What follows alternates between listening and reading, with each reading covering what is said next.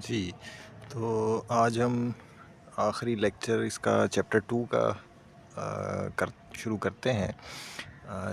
Exercise को करना था, लेकिन इसमें एक चीज़ लास्ट लेक्चर में रह गई थी। मैंने कहा वो क्लियर कर दूं, फिर आगे एक्सरसाइज की तरफ बढ़ते हैं। तो यहाँ पर आप देखिए कि ये जो हम टॉपिक पढ़ रहे थे रेडियो एक्टिव आइसोटोप्स वाला, पेज 25 पे, तो यहाँ पर एक कन्फ्यूजन थी कि यूरेनियम 238 एटॉमिक नंबर इसका 92 है, इससे ये कन्वर्ट हो रहे हैं थोरियम में। थोरियम इज़ 234 और एटॉमिक नंबर उसका है 90। तो ये फर्दर वो कहता है कि it is unstable and further it disintegrates to give protactinium. Protactinium का मैंने आपको बताया था कि मुझे थोड़ा सा डाउट हो रहा था, तो फिर मैंने इसको चेक किया। तो इसका याद रखें कि ये एटॉमिक नंबर 90 से 91 हो जाता है, यानी थोरियम से प्रोटेक्टीनियम बनते हुए 91, लेकिन जो इसका मास नंबर है वो याद रखिए वो 234 ही रहता है। तो इसका जो ये PA231 आपको नज़र आ रहा है, इसको ठीक कर लें, ये 234 है। और फिर ये 234 जो है प्रोटेक्टीनियम, ये अगेन ये मैं आपको एक नेट से आप चेक भी कर सकते हैं, मैं आपको दिखा भी देता हूँ। ये असल में मुख्तलिफ सीरीज़ हैं, तो ये किताब वाला जो है वो थोड़ा सा परेशान हो गया। ये इस वक्त मेरे पास नेट की सहूलत मैंने ख़ुद ही बंद की हुई थी कि डिस्टर्बेंस होगी। चले मैं दोबारा से लगा देता हूँ। ये डिके सीरीज़ ऑफ यूरेनियम,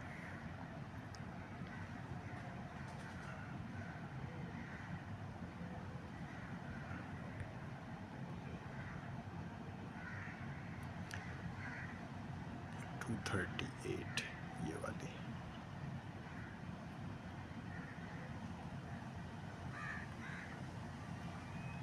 ये भी नहीं है।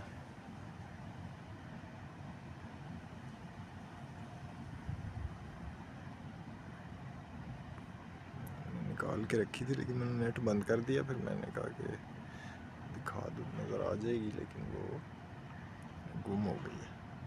अच्छा, ढूंढ लेते हैं, मिल जाएगी। ये है, हाँ जी, ये है 238 जी। ये देखिए ये यूरेनियम 238। इससे आप देखिए कि ये डिके सीरीज़ हैं मुख्तलिफ। यूरेनियम 235 की और होगी, यूरेनियम 238 की और होगी, और उसमें मुख्तलिफ प्रोडक्ट्स बनेंगी। मेरा ख़्याल है यूरेनियम 235 की जो डिके सीरीज़ है उसके अंदर मैंने देखा था कि थोरियम प्रोटेक्टीनियम 231 था, और पीरियोडिक टेबल में भी 231 उसका एटॉमिक नंबर, चूँकि वो तो एवरेज होता है ना, रिलेटिव एटॉमिक मास, तो इसलिए ये इसका आइसोटोप का एटॉमिक मास है, जिसे मास नंबर भी कहते हैं। तो इसलिए इसको ज़रा अच्छी तरह देख लें आप। यूरेनियम 238 और इसका एटॉमिक नंबर यूरेनियम का होता है 92। इससे बना थोरियम जिसका एटॉमिक नंबर 90 है और मास नंबर 234, यानी उसका मास नंबर 4 पॉइंट्स कम हो गया। क्यों कम हुआ? क्योंकि उसमें से क्या निकला है, अल्फ़ा पार्टिकल। आप देखें, अल्फ़ा का निशान भी आपको नज़र आ रहा होगा यूरेनियम और थोरियम के दरमियान, एनर्जी भी उन्होंने लिखी हुई है। अच्छा, उसके बाद थोरियम से कन्वर्ट हुआ प्रोटेक्टीनियम में, और इसमें बीटा पार्टिकल जब रिलीज़ होता है, याद रखें, तो क्या होता है कि एक न्यूट्रॉन जो है वो प्रोटॉन में कन्वर्ट हो जाता है। प्रोटॉन में कन्वर्ट होने की वजह से उस एलिमेंट का एटॉमिक नंबर 1 बढ़ जाता है, लेकिन उसका मास नंबर उतना ही रहता है। आप देखिए, इसका मास नंबर प्रोटेक्टीनियम PA का 234 ही है, लेकिन इसका एटॉमिक नंबर हो गया है 91।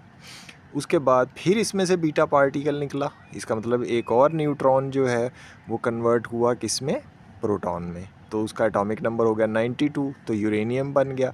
मास नंबर वही रहेगा 234। उसके बाद आप देखिए यूरेनियम 234 से फिर नेक्स्ट पे आप देखिए अल्फ़ा पार्टिकल, ये नीचे अल्फ़ा पार्टिकल बना हुआ है, ये अल्फ़ा है, ए नहीं है। जैसे वहाँ बीटा था, बी नहीं है, बीटा है। तो इससे यकदम आप देखिए कि इसका मास नंबर 4 डिग्री कम हो गया, 4 कम हो गए, 234 से 230 हो गया, और इसका जो एटॉमिक नंबर है वापस 92 से 90 हो जाएगा, क्योंकि हीलियम उसमें से निकलते हैं ना, अल्फ़ा पार्टिकल हीलियम के पार्टिकल्स होते हैं। हीलियम में 2 प्रोटॉन होते हैं और 2 ही न्यूट्रॉन होते हैं। तो टोटल 4 मास नंबर हुआ, एटॉमिक नंबर 2 हुआ। तो जब अल्फ़ा पार्टिकल निकलेगा किसी एलिमेंट में से तो उसका एटॉमिक नंबर 2 पॉइंट कम हो जाएगा और मास नंबर 4 पॉइंट कम हो जाएगा।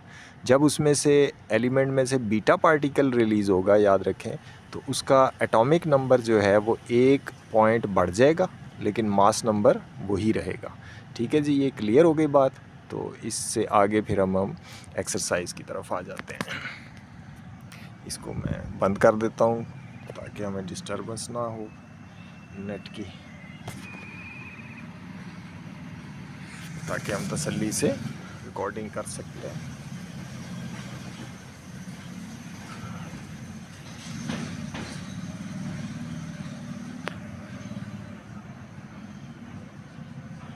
जी, ये एक्सरसाइज है दी हुई MCQs पेज नंबर ग़ालिबन 29 पर हैं।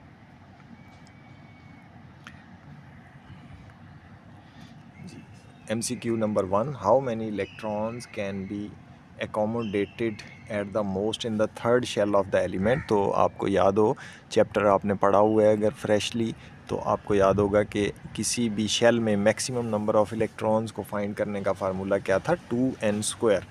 तो उस 2n² में n के अंदर शेल नंबर की वैल्यू पुट कर दें तो वो 3 का स्क्वायर हो जाता है 9 को 2 से मल्टीप्लाई किया तो 18 आंसर आ गया। ठीक है। दूसरा सवाल है, what information was obtained from discharge tube experiment.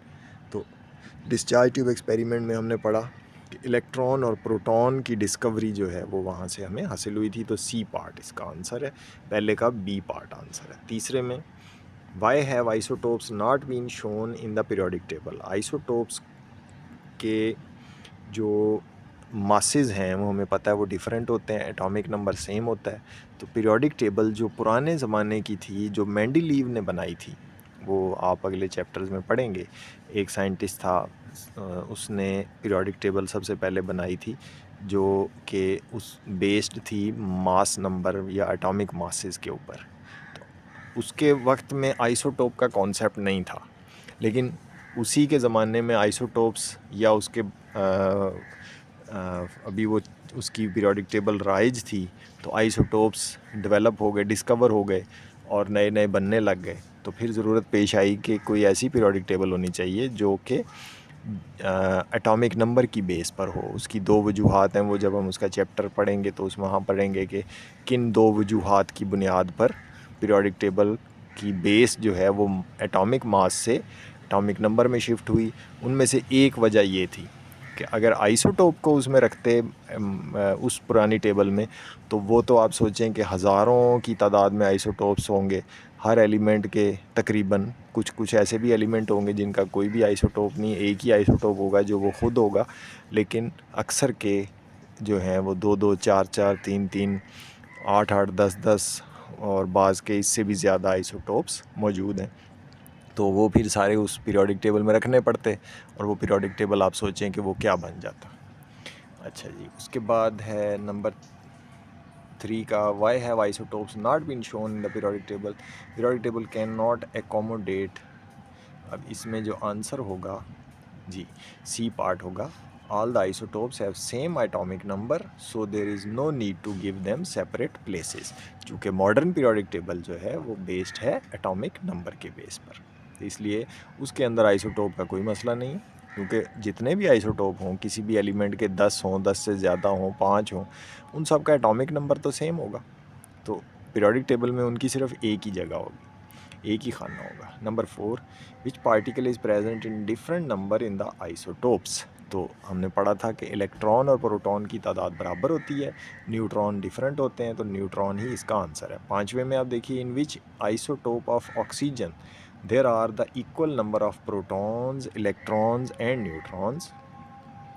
तो ऑक्सीजन के कौन सा आइसोटोप होगा, यहाँ पर हमें जो नज़र आ रहे हैं 16, 17 और 18। तो 16 जो है उसमें आप देखें 8 प्रोटॉन होंगे, 8 न्यूट्रॉन होंगे और 8 ही इलेक्ट्रॉन्स होंगे। Question number 6, part 6। Question number 1 है, पार्ट 6 है, what will be the relative atomic mass of nitrogen given the abundances of its 2 isotopes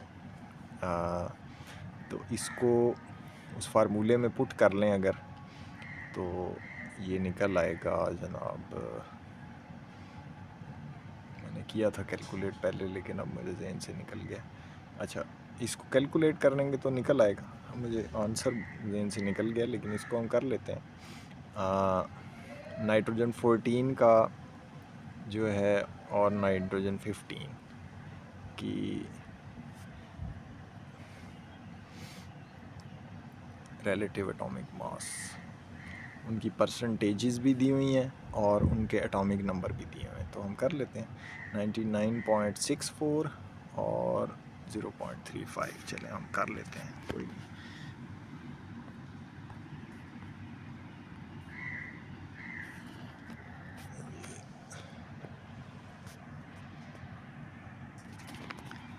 ninety 99.64 multiply 14 plus 15 multiply 0.35।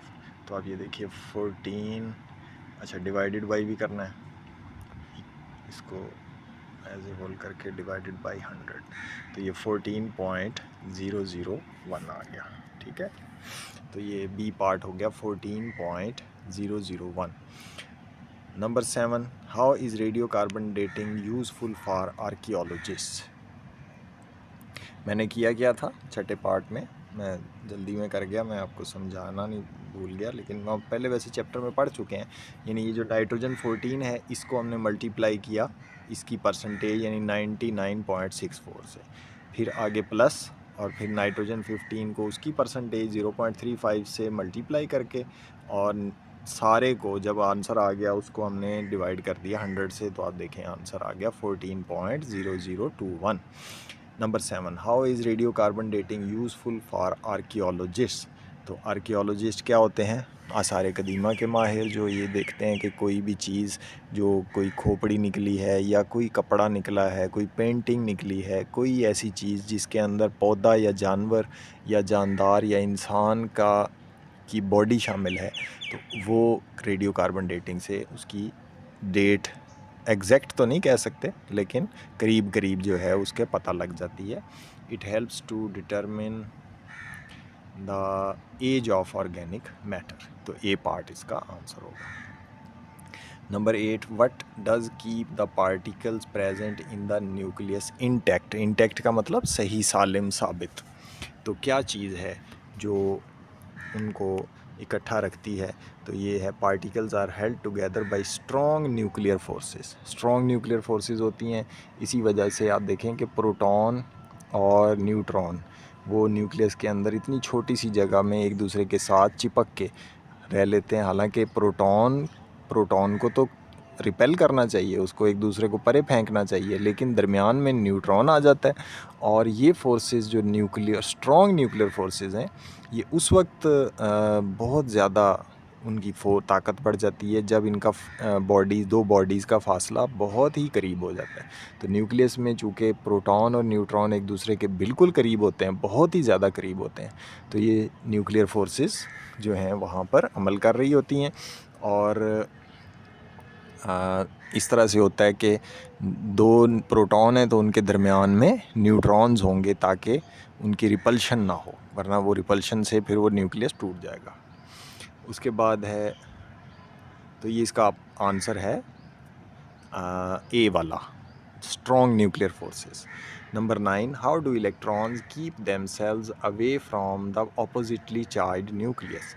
Electrons किस तरह से एक दूसरे को ऊपर जो है वो न्यूक्लियस से जिसका चार्ज अपोजिट है, पॉजिटिव है, उससे दूर रखते हैं, यानी उसकी तरफ अट्रैक्ट नहीं हो जाते, उसमें गिर नहीं जाते। हालांकि पॉजिटिव और नेगेटिव तो एक दूसरे को खींच लेते हैं। तो इसका आंसर है by revolving around the nucleus, B part, यानी वो उसके गिर्द घूम रहे हैं, खड़े नहीं हैं। अगर खड़े होंगे या उनकी स्पीड कम होगी तो वो न्यूक्लियस में गिर जाएंगे। Number 10, rubidium consists of two isotopes Rb85 and Rb87.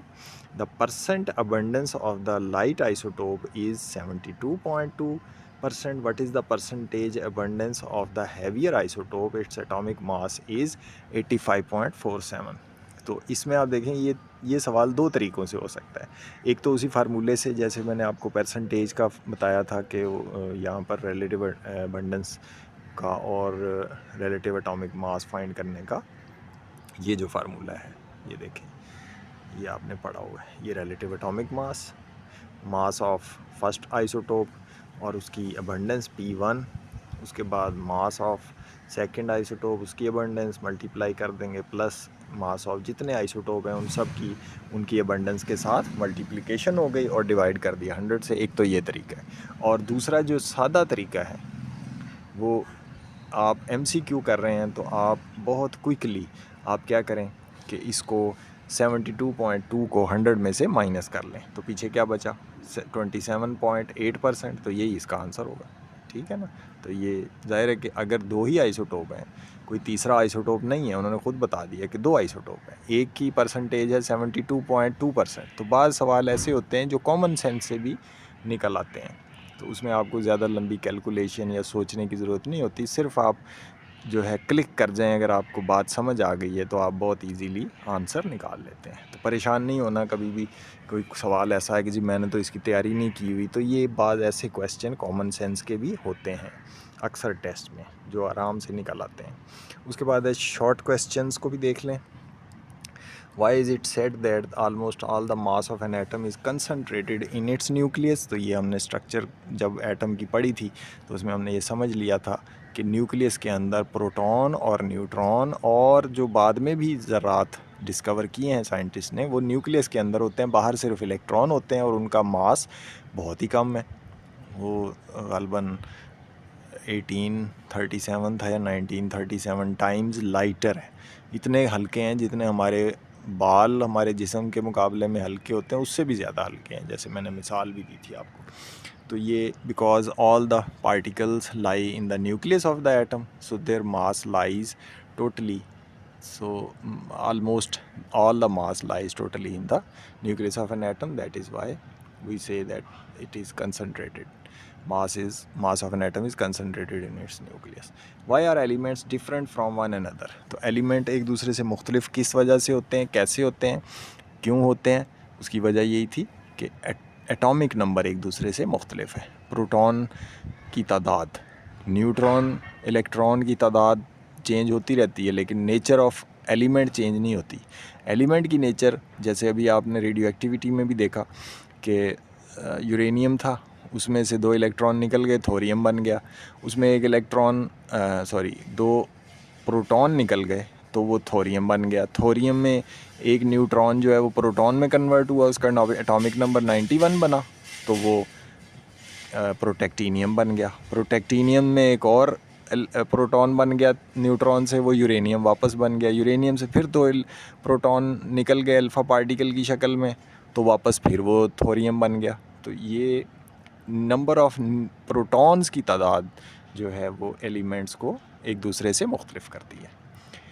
Number 3 question है, how many neutrons are present in bismuth 210 atomic number 83। तो ये सिंपल फार्मूला आपको याद होगा, बताया था कि mass number of an element is equal to its atomic number plus number of neutron. तो ये जो मास नंबर दिया हुआ है 210, इसमें से 83 माइनस कर लें, इक्वेशन लिख दें, वही mass number equal to atomic number plus number of neutron. उस इक्वेशन में ये वैल्यू पुट कर दें तो आपका आंसर ये नहीं माइनस करने से आ जाएगा। Number 4, why is tritium a radioactive element. Tritium की स्ट्रक्चर का अगर हमें पता है तो फिर हम बहुत आसानी से इसको एक्सप्लेन कर सकते हैं। ये नज़र आ रहा है, दिया भी हुआ है, ट्रीटियम का मास नंबर है 3, एटॉमिक नंबर है 1। इसका मतलब है इसके पास 1 प्रोटॉन और 2 न्यूट्रॉन है, तभी तो वो मास नंबर 3 हो गया। तो अब ये रेडियो एक्टिव क्यों है? क्योंकि इसका न्यूक्लियस अनस्टेबल है, इसमें नंबर ऑफ़ न्यूट्रॉन जो है वो ज़्यादा है, और ये टूट के तो अल्फ़ा, बीटा या गैमा में से कोई भी रेडिएशंस, ये तो डिटेल होगी कि ट्रीटियम कौन सी रेडिएशंस रिलीज़ करता है। किसी में अल्फ़ा रेज़ निकलती हैं, किसी में बीटा निकलती हैं, किसी में गैमा रेज़ निकलती हैं। अल्फ़ा इसमें इसलिए नहीं निकल सकती क्योंकि इसमें प्रोटॉन एक ही है, ठीक है ना। तो ये हर एलिमेंट की अपनी वो है नेचर, और ये इसकी लंबी डिटेल तफसील है, तो वो तो न्यूक्लियर केमिस्ट्री की सब्जेक्ट में ही पढ़ी जाएगी। लेकिन बुनियादी बात हमने समझ ली कि न्यूक्लियस जो है जब अनस्टेबल होगा तो वो रेडियो एक्टिव हो जाएगा, उसमें से अल्फ़ा, बीटा या गैमा रेज में से कोई भी रेज निकलेंगी। Number 5, how can an atom absorb and evolve. ये एन जो है ये टाइपिंग की मिस्टेक है, इसे ठीक कर लें। इवॉल्व एनर्जी, एटम कब एनर्जी को एब्जॉर्ब करेगा, कब खारिज करेगा, इवॉल्व करेगा। तो आपको याद होगा कि ये चैप्टर के दौरान हमने अच्छी तरह से बहस की थी सीढ़ियों के ज़रिए ऊपर जाने की बिल्डिंग में और नीचे उतरने की, और फिर उसको मैंने मिसाल देकर समझाया था। अगर आपको भूल गया तो पिछले मेरे लेक्चर्स को गौर से सुन लें तो ये बात क्लियर हो जाएगी। तो शेल के अंदर भी जब इलेक्ट्रॉन पहले शेल से दूसरे शेल, बाहर वाले शेल की तरफ जाएगा तो उसकी एनर्जी जो है वो बढ़ेगी। कैसे बढ़ेगी? जब वो एनर्जी एब्जॉर्ब करेगा तो बढ़ेगी। और अगर बाहर वाले शेल से अंदर वाले शेल की तरफ, यानी दूसरे शेल से पहले शेल या तीसरे शेल से पहले या दूसरे शेल की तरफ आएगा तो वो एनर्जी रिलीज़ करेगा। एक तो ये हो गया। दूसरा, एक और मेथड से भी एनर्जी एटम रिलीज़ कर सकता है, तो वो मेरा ख्याल नहीं पूछा होगा इन्होंने, लेकिन हमें पता होना चाहिए कि जब एटम अनस्टेबल होता है उसके अंदर से जब रेडिएशंस निकलती हैं वो भी एनर्जी की फॉर्म है, तो वो भी एनर्जी इवॉल्व हो रही है। इसी तरह अगर किसी एटम के न्यूक्लियस को तोड़ दें तो वो जो उसके अंदर प्रोटॉन, न्यूट्रॉन हैं या उसकी जो न्यूक्लियर फोर्स है उसको जब हम तोड़ते हैं तो बहुत ज़्यादा एनर्जी निकलती है, जो कि इसकी मिसाल है न्यूक्लियर बॉम्ब। वो बहुत ज़्यादा एनर्जी खारिज करता है। और इसी तरह जो रेडियो एक्टिव डीके है इसको न्यूक्लियर रिएक्टर्स में भी इस्तेमाल करके तो बहुत ज़्यादा एनर्जी रिलीज़ करके तो इलेक्ट्रिसिटी बनाई जाती है। न्यूक्लियर रिएक्टर्स जो power houses, nuclear power houses होते हैं जो कि रेडियो एक्टिव आइसोटोप के ज़रिए इलेक्ट्रिसिटी प्रोड्यूस करते हैं, तो वहाँ पर भी बहुत ज़्यादा एनर्जी रिलीज़ होती है, वो इसी रेडियो एक्टिव डीके के ज़रिए होती है। उसके बाद है constructed response questions. Question number 3 part 1, why does the energy of electron increase as we move from first shell to second shell. तो ये बात अभी हो गई है, पहले शेल से दूसरे शेल की तरफ जाएंगे तो इलेक्ट्रॉन जो है वो एनर्जी एब्जॉर्ब करेगा। अब इसने पूछा है कि क्यों करेगा, वाई डज। तो इसकी एनर्जी इसलिए इंक्रीज़ करने की ज़रूरत पड़ेगी, वो एब्जॉर्ब करेगा तो वहाँ जाएगा क्योंकि वो बड़ा शेल है और उसमें उसको ज़्यादा जो है वो न्यूक्लियस से दूर जाके तो लंबा फासला तय करना है, तो उसको एनर्जी जब तक ज़्यादा नहीं देंगे वो उसमें मूव नहीं कर सकता, उसमें रिवॉल्व नहीं कर सकता न्यूक्लियस के गिर्द। और बाहर से छोटे शेल में, अंदर वाले शेल में आना है तो उसको अपनी एक्स्ट्रा एनर्जी जब तक वो निकाल नहीं देगा वो छोटे शेल में न्यूक्लियस के गिर्द घूम नहीं सकता। तो ये बोहर ने ये अपना जब एटॉमिक मॉडल पेश किया था तो उसने ये सारी चीज़ें समझाई थी और ये हम डिस्कस कर चुके हैं। Number 2, why is it needed to lower the pressure of the gas inside the discharge tube. Discharge tube के अंदर जो गैस है उसका प्रेशर कम क्यों करते हैं? देखें, अगर डिस्चार्ज ट्यूब के अंदर प्रेशर कम किए बग़ैर जो है वो ये हो सकता होता तो फिर डिस्चार्ज ट्यूब की ज़रूरत ही नहीं थी। 2 इलेक्ट्रोड ऐसे ही हवा में एक दूसरे के करीब ले आते तो वहाँ से स्पार्किंग शुरू हो जाती। स्पार्किंग तो होती है लेकिन वो स्टेबल नहीं होती, जैसे वो कैथोड रेज निकलती हैं वैसे तो नहीं होना था। वो तो जस्ट वो स्पार्किंग शुरू हो जाएगी और जैसे और वो भी एक ख़ास फासले पर करीब लेकर आना पड़ेगा और हाई वोल्टेज देनी पड़ेगी। तो इसका मकसद ये है कि जब हम प्रेशर कम करते हैं तो असल में हम नंबर ऑफ़ मॉलिक्यूल्स की तादाद, नंबर ऑफ़ मॉलिक्यूल्स को कम कर रहे हैं ताकि जो कैथोड रेज़ हैं या पॉजिटिव रेज़ हैं वो एक इलेक्ट्रोड से दूसरे इलेक्ट्रोड तक उनका जाना आसान हो जाए। जैसे एक सड़क है उस पर ट्रैफिक का रश अगर बहुत ज़्यादा है तो स्पीड भी स्लो हो जाएगी और कई लोग तो वहीं ट्रैफिक जैम में फंस जाएंगे, वो आगे जा ही नहीं सकेंगे। अब कैथोड रेज़ ने या पॉजिटिव रेज़ ने ट्रैवल करना है, कैथोड रेज़ ने कैथोड से एनोड की तरफ जाना है, पॉजिटिव रेज़ ने जो है वो गैस के दरमियान में गैस में प्रोड्यूस हुए हैं, गैस के अंदर से ही प्रोड्यूस हुई हैं पॉजिटिव रेज़, और उन्होंने ट्रैवल करना है कैथोड की तरफ क्योंकि पॉजिटिव रेज़ पे चार्ज है पॉजिटिव और कैथोड पे चार्ज है negative.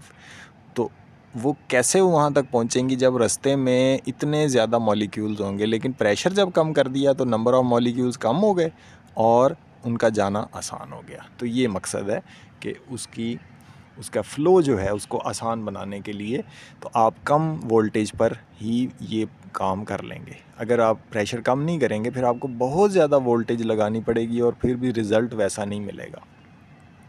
Number 3, what is the classical concept of an electron? How has this concept changed with time? तो क्लासिकल कॉन्सेप्ट का मतलब है कि पुराना कॉन्सेप्ट क्या है। इलेक्ट्रॉन को पुराना जो कॉन्सेप्ट है वो एक ज़र्रा ही तसव्वुर किया जाता था, जो कि एटम का पार्टिकल है। लेकिन वक्त के साथ साथ पता चला कि ये ज़र्रा बहुत ही स्पूकी किस्म का है, यानी इसके अंदर बड़ी जादुई खसूसियत है। ऐसे लगता है जैसे कि ये छलावा है, क्योंकि इसका मास बहुत कम है इलेक्ट्रॉन का। और मुख्तलिफ़ एक्सपेरिमेंट्स जब साइंटिस्ट ने इस पर किए तो उन्होंने देखा कि बाज़ एक्सपेरिमेंट्स में ये एज ए पार्टिकल यानी ज़र्रे के तौर पे अपने आप को अपना वजूद दिखाता है, और बाज़ एक्सपेरिमेंट्स में ये वेव जैसे रोशनी की लहर चलती है, रोशनी की वेव है या कोई भी वेव लेंथ है, वो जिसकी वेव लेंथ होती है वेव की, तो ये वेव लाइक इसका बिहेवियर हो जाता है। तो ये कॉन्सेप्ट आज तक साइंटिस्ट को समझ नहीं आ सका। डबल स्लिट एक्सपेरिमेंट है, इसी तरह से और भी कुछ एक्सपेरिमेंट हैं जिनके ज़रिए साइंटिस्ट ने आज तक साबित नहीं कर सके कि इसकी असल नेचर क्या है। तो इसलिए इन्होंने फिर ये कहना शुरू किया कि इलेक्ट्रॉन जो है इसका डुअल बिहेवियर है, डुअल नेचर है, यानी कुछ एक्सपेरिमेंट्स में ये अपने आप को एज ए पार्टिकल शो करता है, कुछ एक्सपेरिमेंट्स में एज ए वेव शो करता है, और बाज़ दफ़ा ये भी होता है कि हम उसको देख रहे हैं तो ये वेव बन जाएगा या पार्टिकल बन जाएगा, और अगर नहीं देख रहे तो वो जो है वो इसके अपोजिट हो जाएगा। तो ये बड़ी हैरत अंगेज़ है। बहुत सी चीज़ें ऐसी हैं जो आज तक साइंटिस्ट नहीं समझ सके, तो इसलिए उन्होंने मुख्तलिफ़ थ्योरीज़ वगैरह पेश की हैं। तो ये इसके मतलब है कि जो इसका क्लासिकल कॉन्सेप्ट है वो ज़हन में रखें कि वो पार्टिकल है यानी ज़र्रा, और फिर वक्त के साथ जब साइंस ने तरक्की की, इलेक्ट्रॉनिक्स ने तरक्की की, तो साइंटिस्ट ने फाइंड किया कि ये बाज़ एक्सपेरिमेंट्स में वेव लाइक भी इसका बिहेवियर है और पार्टिकल लाइक भी है।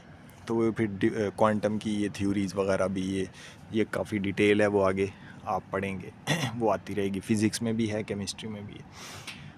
उसके बाद है why the nuclei of radioactive elements are unstable. तो ये बात अब हो चुकी है कि अनस्टेबल कब होते हैं, जब उसके अंदर न्यूट्रॉन्स की तादाद जो है प्रोटॉन के मुकाबले में या काफ़ी ज़्यादा हो जाए या कम हो। तो ये दोनों सूरतें जो हैं वो स्टेबल नहीं होती, बल्कि उनकी एक ख़ास रेशो होनी चाहिए ताकि वो उनके दरमियान फोर्सेस ऑफ रिपल्शन और जो स्ट्रॉन्ग न्यूक्लियर फोर्स है उसका एक तवाज़ुन बरकरार रहे। तो अगर वो तवाज़ुन ज़रा सा ऊपर या नीचे कम होगा तो वो न्यूक्लियस अनस्टेबल हो जाएगा और वो डिके करना शुरू कर देगा, तो वो एलिमेंट रेडियो एक्टिव बन जाएगा, और उसमें से कोई भी रेडिएशन अल्फ़ा, बीटा या gamma depending upon its structure या कंपोजिशन वो जो है वो निकलना शुरू हो जाएंगे। ठीक है। Number 5, during discharge tube experiment, how did the scientists conclude that the same type of electrons and protons are present in all the elements? तो ये कैसे पता चला कि किसी भी डिस्चार्ज ट्यूब एक्सपेरिमेंट में जब भी कैथोड रेज़ और पॉजिटिव रेज़ निकलती हैं तो उनकी नेचर हमेशा वही होती है, वही इलेक्ट्रॉन निकलते हैं, वही प्रोटॉन। तो इसकी वजह ये है कि इलेक्ट्रॉन का तो उन्होंने ऐसे पता लगाया कि चूँकि इलेक्ट्रॉन कैथोड रेज़ होती हैं तो और वो कैथोड से निकलती हैं, तो साइंटिस्ट ने क्या किया कि डिफरेंट कैथोड के मटेरियल इस्तेमाल किए। मसलन कभी आयरन का कैथोड ले लिया, कभी गोल्ड का ले लिया, कभी सिल्वर का लिया, कभी निकल का, कभी कॉपर का। तो उन्होंने देखा कि कैथोड रेज़ की वही प्रॉपर्टीज़ है, वही उनकी मास टू चार्ज रेशो है, वही उनकी ऊपर चार्ज है, वही उनकी और फिज़िकल प्रॉपर्टीज़ हैं। तो इसी तरह से पॉजिटिव रेज़ का उन्होंने ये देखा कि डिस्चार्ज ट्यूब में कोई भी गैस ले लें तो उसमें जो पार्टिकल बनते हैं, पॉजिटिव पार्टिकल, पॉजिटिव रेज़, उनकी जो मास टू चार्ज रेशो है वो वही है जो प्रोटॉन की है, जिसको उन्होंने कहा कि सबसे छोटा जो ज़र्रा होता है उसका छोटे से छोटा वो उन्होंने पता लगाया कि उसके ऊपर चार्ज इतना होता है और वो पॉजिटिव होता है। उसकी क्वांटिटी भी फाइंड की और उसका मास भी फाइंड किया, तो उसकी भी मास टू चार्ज रेशो हमेशा सेम ही निकली। तो पता चला कि प्रोटॉन और इलेक्ट्रॉन जो हैं वो सब एलिमेंट्स का फंडामेंटल पार्टिकल, हर एक का वही हिस्सा हैं, यानी हर एक में वही पाए जाते हैं। एक दूसरे से फ़र्क जो है वो सिर्फ उनकी तादाद का है। किसकी? प्रोटॉन की तादाद का। न्यूट्रॉन और इलेक्ट्रॉन की तादाद अगर सेम हो भी तो फ़र्क नहीं पड़ता।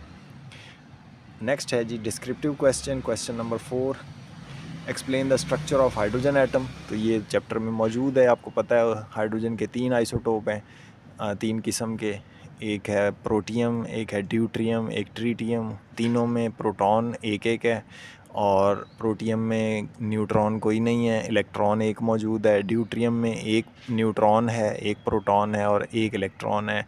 और ट्रीटियम में एक प्रोटॉन, 2 न्यूट्रॉन और एक इलेक्ट्रॉन मौजूद है। तो ये स्ट्रक्चर डायग्राम बना के आप इसमें डिस्क्रिप्टिव क्वेश्चन चैप्टर में बता सकते हैं। How does the theory of atomic structure explain the ionization of atoms by radioactive isotope. तो ये पूरा टॉपिक जैसे वो आइसोटोप का दिया हुआ है, इसी तरह ये देखेंगे आयोनाइजेशन का टॉपिक ये आपकी बुक में ये दिया हुआ है। जी, ये आयोनाइजेशन ऑफ एटम्स बाय ये रेडियो एक्टिव सोर्स। तो ये मुझे इम्पोर्टेंट लग रहा है, तो इसको आपने, ये छोटा सा क्वेश्चन है तो इसको आप अच्छे तरीके से, इसकी एग्जांपल भी ये हमने डिस्कस कर लिया है, कर चुके हैं। तो अभी सिर्फ मैं आपको सिर्फ इसका निशान बता रहा हूँ। और वो जो पहले वाला टॉपिक था वो क्या था? हाँ, स्ट्रक्चर ऑफ हाइड्रोजन। तो ये स्ट्रक्चर ऑफ हाइड्रोजन ये देखें, ये वाला पड़ा हुआ है, आइसोटोप्स एंड देयर मासेस में ये डायग्राम्स भी और ये सारा कुछ पड़ा हुआ है इसका, ठीक है। तो ये हो गया डिस्क्रिप्टिव क्वेश्चन नंबर 1। उसके बाद है जी descriptive question number 2, how does the theory of it, ये हो गया 2 भी हो गया। 3, what is radioactivity, explain any 3 applications of radioactive isotopes. तो ये रेडियो एक्टिविटी और उसकी एप्लीकेशन पूरा टॉपिक अलग से मौजूद है, हम पढ़ चुके हैं। Find out the relative atomic mass of mercury from the following data. अब ये 3 आइसोटोप दिए हुए हैं, तीनों के मास नंबर्स दिए हुए हैं और उनकी परसेंटेजेस भी दी हुई हैं, बल्कि 3 नहीं, सॉरी, ये दिए हुए हैं 4 और 3, 7 किस्म के आइसोटोप हैं और इनकी परसेंटेजेस दी हुई हैं। अब ये देखें, ये सारी परसेंटेजेस को टोटल करें तो आंसर क्या आना चाहिए? 100। चेक भी कर लें आप। और हर एक की एटॉमिक जो मास नंबर है, सॉरी एटॉमिक नंबर नहीं, मास नंबर, उसको आप उसकी परसेंटेज से मल्टीप्लाई करते जाएं और आपस में प्लस करते जाएं। यानी 196 मल्टीप्लाई 0.0146, आगे आ जाएगा प्लस, फिर आ गया 198 दूसरे आइसोटोप का मास नंबर, मल्टीप्लाई 10.02, आगे फिर प्लस। तो इस तरह सबको प्लस भी करते जाएं और मल्टीप्लाई किससे करें? उनकी एबंडेंस से, जिसे परसेंटेज कहते हैं, और डिवाइड किससे कर दें? 100 से। तो उसका रिलेटिव एटॉमिक मास निकल आएगा। रिलेटिव एटॉमिक मास आपको पता है, क्या आप पढ़ चुके हैं, क्या चीज़ होती है? Average of all these isotopes, average of all the masses, mass numbers of these isotopes is called relative atomic mass. और उसका ताल्लुक उसकी एबंडेंस यानी परसेंटेज के साथ भी है, खाली उसके मास नंबर के साथ नहीं है। नेक्स्ट है 2 क्वेश्चन है जी, investigative questions, how can scientist synthesize elements in the laboratory.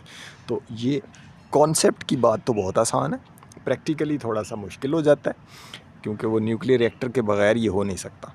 तो हमने जैसे डीके सीरीज़ में पढ़ा है, रेडियो एक्टिविटी में पढ़ा है कि एक एलिमेंट दूसरे में कैसे चेंज होता है, उसका प्रोटॉन नंबर चेंज हो जाता है। तो इस तरीके से वहाँ न्यूक्लियर रिएक्टर में भी वो क्या करते हैं कि एलिमेंट्स के अंदर प्रोटॉन की तादाद को जब चेंज करते हैं तो नए से नए एलिमेंट बना लेते हैं जो पहले मौजूद नहीं है। मसलन आप देखें कि नेचुरली अकरिंग तो 92 तक है। यूरेनियम जो है ये 92 इसका एटॉमिक नंबर है, ये नेचुरली अकरिंग है। इससे ऊपर टोटल कितने बने हुए हैं अब तक? 118 एलिमेंट्स। तो 118 एलिमेंट कैसे बने? 92 वाले में एक प्रोटॉन अगर ऐड कर देंगे और साथ न्यूट्रॉन भी कुछ डाल देंगे ताकि वो एटम स्टेबल रहे उसका न्यूक्लियस, तो वो 93 एलिमेंट बन गया। फिर उसके अंदर एक और डाल दिया, 94 बन गया। तो इस तरह आप देखें एक एक करके साइंटिस्ट ने 118 तक पहुंच गए और इससे आगे भी पहुंचे हैं। वो रिसर्च अभी जारी है। मुझे याद है बहुत अरसा पहले जब मैं पढ़ा करता था तो हमें लेक्चर लिया करते थे, उसमें वो बताते थे कि 175, 150, 200, 250 तक साइंटिस्ट ने कोशिश की है और कर रहे हैं, और कुछ उन्हें कामयाबी भी हुई है, लेकिन वो चीज़ें अभी लिटरेचर में नहीं आई, यानी उनकी रिसर्च का हिस्सा है। उनमें से कुछ हो सकता है कि बहुत ही कोई नायाब किस्म की चीज़ें बना ली हों साइंटिस्ट ने, लेकिन वो अभी हाई एडवांस लेवल की रिसर्च का हिस्सा तो हैं, लेकिन अभी सिलेबस में अभी वो शामिल नहीं हुई। बहरहाल ये भी जब हम पढ़ा करते थे उस वक्त 118 भी नहीं, 103, 104, 110 तक एलिमेंट पीरियोडिक टेबल्स में आए थे। तो अब जो है ये 2000, अभी भी काफ़ी साल गुजर चुके हैं, मेरा ख्याल है 2018 में जो है ये पीरियोडिक टेबल आई थी 118 एलिमेंट्स की। तो अभी मैंने नहीं देखी आपकी नई बुक में पीरियोडिक टेबल में कितने एलिमेंट हैं। आमतौर पे अभी तक लिटरेचर में 118 ही इस्तेमाल हो रहे हैं एलिमेंट। तो मकसद आपको समझ आ गया कि एक एलिमेंट नया कैसे बन सकता है, उसमें प्रोटॉन की तादाद चेंज करने से। दूसरा है जी, a system just like our solar system exist in an atom. Atom के अंदर भी हमारे सोलर सिस्टम, जिस तरह उसमें सूरज और उसके गिर्द प्लैनेट घूम रहे हैं, तो एटम के अंदर भी न्यूक्लियस के गिर्द इलेक्ट्रॉन घूम रहे हैं। तो इनकी जो है एक मुशाबियत है, एक दूसरे से मिलते जुलते हैं। Comment on this statement. तो ये किसी हद तक बात दुरुस्त है, क्योंकि बोहर का जो एटॉमिक मॉडल था उसमें इसी तरह ही था, लेकिन बाद की जो रिसर्च है उसमें याद रखें कि ये रिसर्च जो है ऑन गोइंग है, और एटम का जो मौजूदा तस्वर है ये इससे कहीं ज़्यादा पेचीदा है, जो कि सोलर सिस्टम का है। तो बोहर की हद तक तो ये बात दुरुस्त है कि न्यूक्लियस के गिर्द जो इलेक्ट्रॉन घूम रहे हैं उसी तरह घूम रहे हैं जो कि जैसे हमारे सोलर सिस्टम में प्लैनेट्स घूम रहे हैं सन के गिर्द। लेकिन जो मौजूदा तस्वर है वो चूँकि बोहर का तस्वर इलेक्ट्रॉन के मुतल्लिक ऑर्बिट का था, ऑर्बिट और ऑर्बिटल या शेल के सब शेल और सब शेल का डिफरेंस मैं आपको समझा चुका हूँ। तो वो उसके अंदर वो क्वांटम फिज़िक्स, क्वांटम थ्योरी भी आ जाती है, wave like concept of electron, और सब शेल और शेल, यानी शेल जो था वो लाइन थी, एक पाथ था इलेक्ट्रॉन का, और जो सब शेल है या ऑर्बिटल है वो एरिया है जिसके अंदर इलेक्ट्रॉन ने मूव करना है, रिवॉल्व करना है या वाइब्रेट करना है। तो ये जो कॉन्सेप्ट है वो सोलर सिस्टम से के मुकाबले में अब बहुत एडवांस हो चुका है। तो इसकी अगर आप जदीद शक्ल देखना चाहें, मेरा ख्याल है मैंने आपको दिखाए भी थे, एस सब शेल की shape, P sub shell, D sub shell और एफ सब शेल की भी पिक्चर्स दिखाई थी।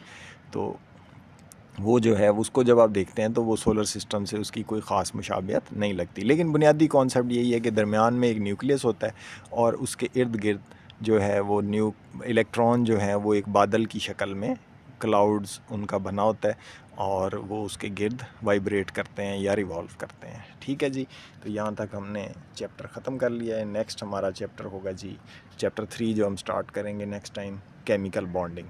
ओके जी, खुदा हाफिज़। कोई क्वेश्चन हो आपका तो आप कमेंट्स में पूछ सकते हैं, जब भी चाहें पूछ सकते हैं, ईमेल करके पूछ सकते हैं। तो मेरे लिए